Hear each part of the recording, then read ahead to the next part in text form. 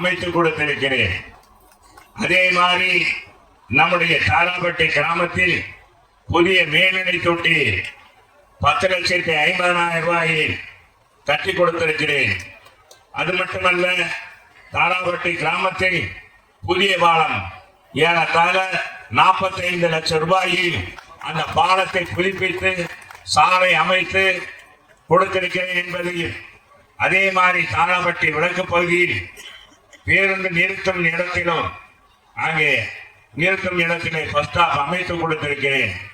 அது மட்டுமல்ல, இது போன்ற எண்ணற்ற திட்டங்கள், பாதாள சாக்கடை, இங்கு இருக்கிற வாய்க்கால், திறவு வாய்க்கால், அது மட்டும் இந்த பகுதியில் இருக்கிற அத்தனை தெருக்களுக்கும் சாலை அமைத்து கொடுத்திருக்கிறேன்.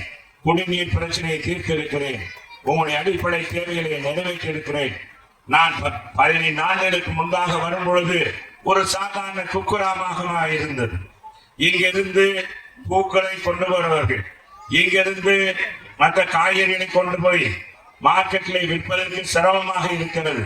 எனவே எங்க ஊருக்கு பேருந்து வசதி வேண்டும் என்று கேட்டீர்கள். பேருந்து வசதி செய்து கொடுத்தேன். அது மட்டுமல்ல, கொரோனா காலத்திலே ஓடோடி வந்து உங்களுக்காக உதவி பண்ணியவன் இந்த செல்வூர் ராஜ். எனக்கும் என்னுடைய துணைவியாருக்கும் கொரோனா வந்துவிட்டது.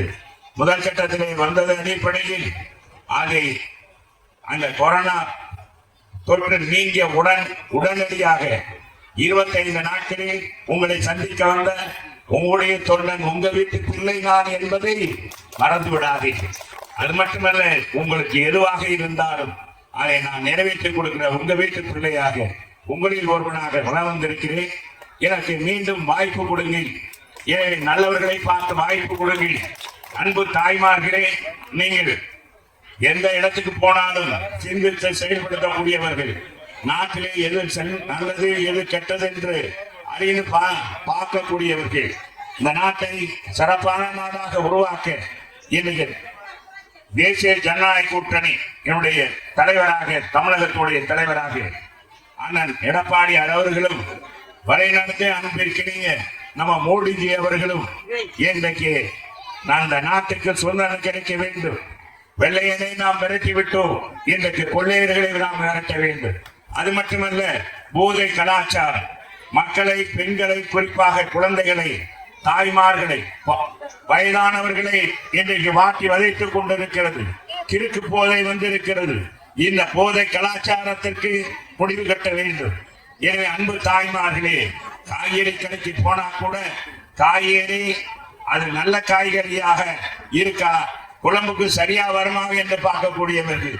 ஒரு காயை கூட அது கத்திரிக்காயா இருந்தால் சுண்டி பார்க்கக்கூடியவர்கள், வெண்டைக்காயா இருந்தால் கிள்ளி பார்க்கக்கூடிய தாய்மார்களே, அது மாதிரி முருங்கைக்காயாக இருந்தால் நொறுக்கி பார்க்கக்கூடிய தாய்மார்களே, அப்படிப்பட்ட நீங்கள் தக்காளியாக இருந்தாலும் எந்த காய்கறியாக இருந்தாலும் நல்லதா என்பதை பார்க்கக்கூடியவர்கள், சாம்பாருக்கு பருப்பு வாங்கினால் ஒரு கொதியிலே வேகுமா வேகாதா என்று பார்க்கக்கூடியவர்கள், இப்படி ஒரு சாம்பாருக்கு நீங்கள் முக்கியத்துவம் கொடுக்கிறீர்கள்.